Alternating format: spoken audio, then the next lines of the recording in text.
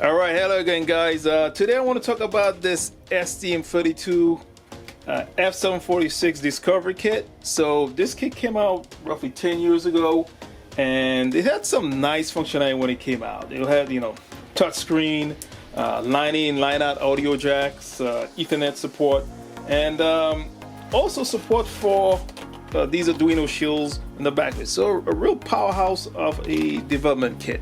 These are meant for professional developers, microcontroller developers who want to evaluate the particular STM MCU.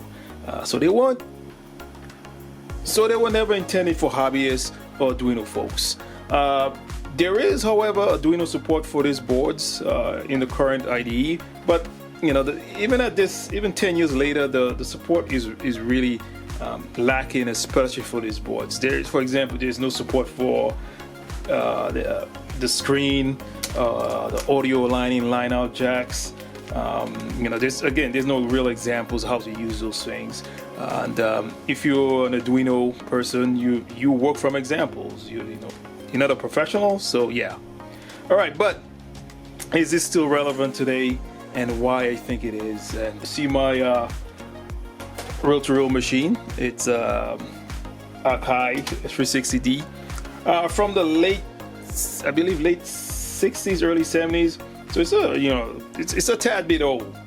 However, I like collecting them and fixing them up, and it's getting them back working. You learn a lot about electronics, and it's visually pleasing just to have them in the background. However, these are electromechanical devices, and one thing that kills electromechanical devices quick is just having them sitting around for years at a time not being used. So you have to occasionally run them about once a month.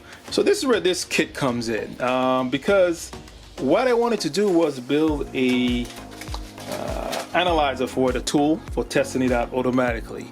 All right, now you're seeing the board in action, and with custom firmware to help me evaluate the performance of this machine over time. What's special about this firmware is that how it's doing the testing. So in order to automate the testing of this devices, first I record FSK encoded data on the reels, so just not audio.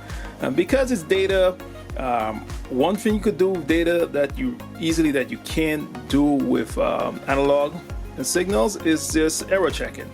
So the firmware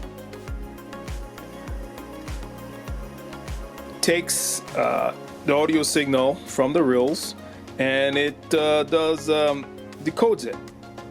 And because I know what data is supposed to go on there, I could easily know when there's an error, and it will keep track of the errors that accumulate. The thing is, how was this firmware developed, and what makes this board relevant today? Whereas 5 years ago, I would have said, leave this board alone because you need to be a professional to use it. It all comes down to the use of these Agentic AI IDEs. In my case, I used Google's anti-gravity. So it made it possible for me, who has a developmental background, but not specific knowledge of the IDE tool chain or how to code this, to write this firmware without, well, I wouldn't say write, I would say to develop this firmware without any knowledge of the specifics that goes into writing this software.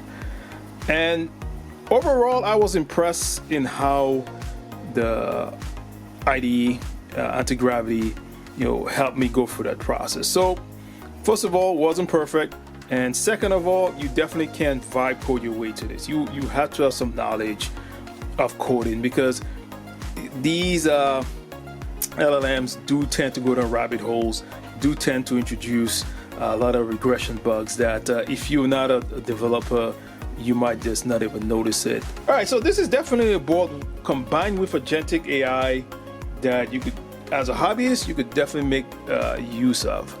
Prior, you need very specific knowledge to program these boards, and if you're just doing it as a hobby, certainly won't have been worth the time and effort involved. But now, for $60 and some tokens, you could get pretty sophisticated firmware built for these boards that could fit your use case.